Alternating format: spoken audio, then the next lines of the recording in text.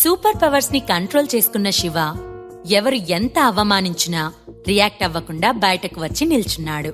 ఇంతలో సురభి అక్కడికి వచ్చి డివోర్స్ టాపిక్ తీయడంతో డీలా పడిపోయాడు. ఇద్దరు ఇంటికొచ్చేసరికి సురభి తల్లిదండ్రులు రేణుకాదేవి, శ్రవణ్-శిఖాలు హాల్లో సోఫాలో కూర్చుని ఉన్నారు. శివని చూడగానే రేణుకాదేవి కోపంగా, ఇంకా ఏం మొహం పెట్టుకుని ఇంటికొస్తున్నావు నువ్వు అని అరిచింది.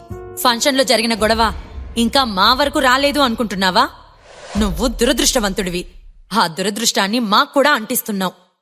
ఏ ఉద్దేశంతో ఈ ఫంక్షన్కి వెళ్లావో తెలుసు కదా?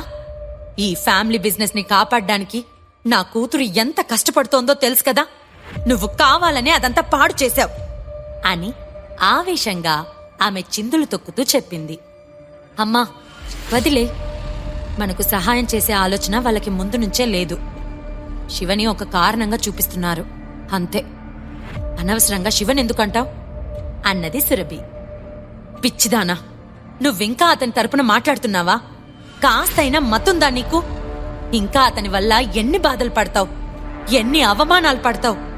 ఈరోజు మన ఈ స్థితికి కారణం అతనే. ఏ నిమిషంలో మన జీవితంలోకొచ్చాడో అప్పట్నుంచే మన ఆస్తిపాస్తులన్నీ కరిగిపోయాయి అని ఉక్రోషంతో చెప్పింది రేణుకాదేవి. మాట విన్న సురభి నిస్సహాయంగా తల్లివైపు చూసింది.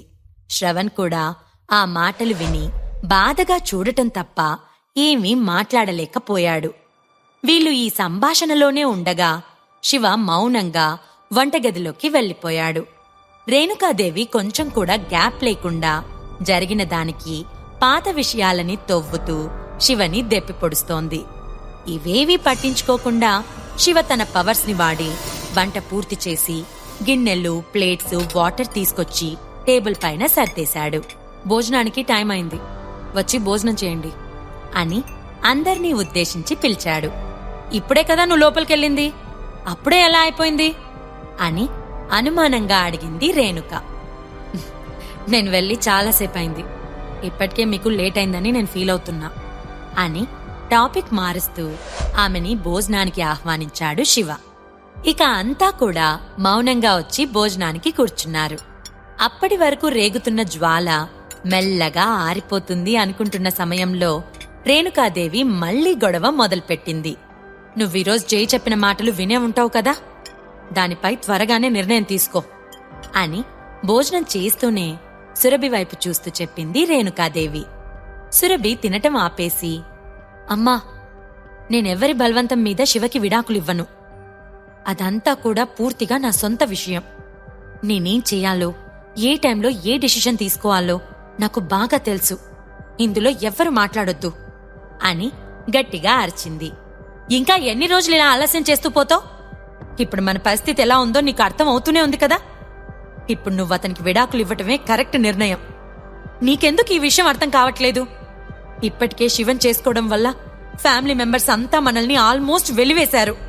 నువ్వతన్ని వదిలిపెడితే కాని వాళ్ళు తిరిగి మనల్ని యాక్సెప్ట్ చేయరు అని వాపోయింది రేణుకాదేవి. తల్లి చెప్తున్న ఒక్కో మాటకి సురభి కోపంతో పళ్ళు నూరింది. ఏంటండి, ఇందాకట్నుంచి నేను చెప్పుకుంటూ పోతున్నాను కాని మీరేం మాట్లాడరు? అమ్మాయిని విడాకులకు ఒప్పించండి అని శ్రవణ్ని ఉద్దేశించి చెప్పింది రేణుకాదేవి. శ్రవణ్ ఏమీ మాట్లాడలేదు. శివ మౌనంగా భోజనం చేసి క్షణాల్లో తన పవర్స్ వాడి ప్లేట్లు కడిగేసి మిగిలిన పని పూర్తి చేసుకుని తన గదిలోకి వెళ్లిపోయాడు. గదిలోకి వచ్చిన శివ మంచంపై కూర్చొని ధ్యానం చేయసాగాడు. ఎన్నో సంవత్సరాలుగా అతను అలవర్చుకున్న ఓ మంచి అలవాటు ధ్యానం చేయడం. అదే అతనికి మనశ్శాంతిని కలిగిస్తుంది, అతని మనసుని శుభ్రం చేస్తుంది, అతని శక్తులని నియంత్రణలో ఉంచుతుంది. అరగంట ధ్యానం తర్వాత శివ అకస్మాత్తుగా కళ్ళు తెరిచి ఎదురుగా ఉన్న ర్యాక్లో తన బట్టల చాటున దాచి ఉంచిన ఒక చిన్న చెక్క పెట్టెని తీసుకుని ఓపెన్ చేసి చూశాడు. అందులో ఆకుపచ్చ రంగులో టోకెన్ ఒకటి ఉంది.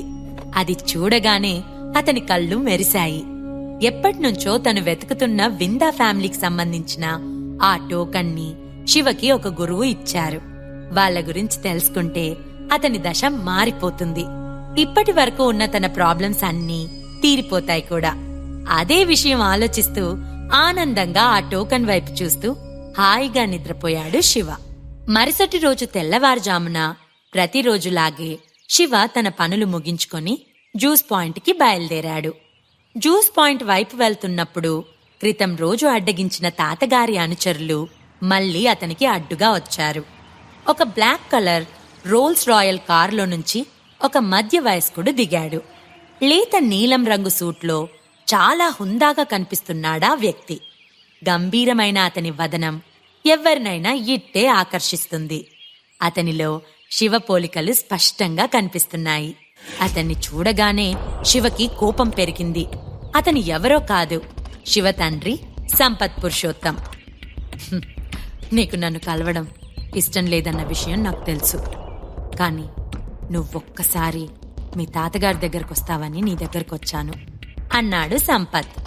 సంపత్ సడన్ గా తాతగారి గురించి మాట్లాడేసరికి ఒక్క క్షణం మౌనంగా ఉండిపోయాడు శివ.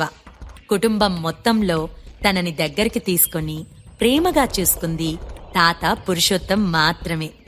ఆయన్ని చూసి ఎన్నో ఏళ్లు దాటిపోయినా తాత మొహం శివకి చాలా స్పష్టంగా గుర్తుంది. నిజానికి సంపత్ మైండ్లో ఎలాగైనా శివని ఒప్పించి ఇంటికి తీసుకువెళ్లాలని అనుకుంటున్నాడు. అందుకు కారణం శివకి ఉన్న సూపర్ పవర్స్ గురించి సంపత్కి తెలుసు. శివకి ఉన్న సూపర్ పవర్స్ ని తనకు అనుకూలంగా మార్చుకోవాలని చూస్తున్నాడు సంపత్. శివ, నేను నీతో కొంచెం సేపు మాట్లాడాలి ప్లీజ్ అన్నాడు సంపత్. సరిగ్గా 5 నిమిషాల తర్వాత సంపత్ శివలు జ్యూస్ పాయింట్లో కూర్చున్నారు. సంపత్ ఏం చెప్తాడో అని ఆలోచిస్తూ దిక్కులు చూస్తున్నాడు శివ. గత 2 సంవత్సరాలుగా మీ తాతగారి ఆరోగ్యం అస్సలు బాగాలేదు. ఆయన నిన్ను చూడాలని కోరుకుంటున్నారు. తన ఆస్తులన్నింటికీ నిన్ను వారసుణ్ణి చెయ్యాలనుకుంటున్నాడు. మీ మేనత్తలకి పెళ్లిళ్ళయ్యాయి. వాళ్ళిద్దరికీ కూతుర్లే. కాబట్టి మన కుటుంబం మొత్తానికి కూడా ఏకైక వారసుడివి నువ్వే. నువ్వు మీ తాతగారి దగ్గరికి వచ్చేయొచ్చుగా అని రిక్వెస్ట్ చేస్తూ అడిగాడు సంపత్. ఏకైక వారసుడివి నువ్వే అన్న మాటలు విన్న శివ తనలో తాను నవ్వుకొని, ఆ రోజు మీరు పొమ్మన్నప్పుడు పోయి ఈ రోజు మీరు రమ్మన్నప్పుడు వచ్చి నా ఆత్మాభిమానాన్ని చంపుకోవాలా అని ప్రశ్నించాడు శివ. నువ్వు అమాయకుళ్లా ఉన్నావు శివ. ఎప్పుడో జరిగిన విషయాలను తలుచుకుని ఏం సాధిస్తావు? మన కుటుంబానికి బోలెడు ఆస్తిపాస్తులున్నాయి, ఎన్నో బిజినెస్లున్నాయి, చాలా చోట్ల స్థలాలున్నాయి. కుటుంబానికి సరైన వారసుడు లేకుంటే ఆ ఆస్తులన్నీ వేరొకరి చేతిలోకి వెళ్లిపోతాయి. ఈ ప్రశ్నలకు సమాధానాలు తెలుసుకోవాలంటే నెక్స్ట్ ఎపిసోడ్ వినాల్సిందే. క్రింద ఇచ్చిన లింక్ ని క్లిక్ చేసి పాకెట్ ఎఫ్ఎం యాప్ ని ఇన్స్టాల్ చేసుకోండి. Stay tune to pocket FM.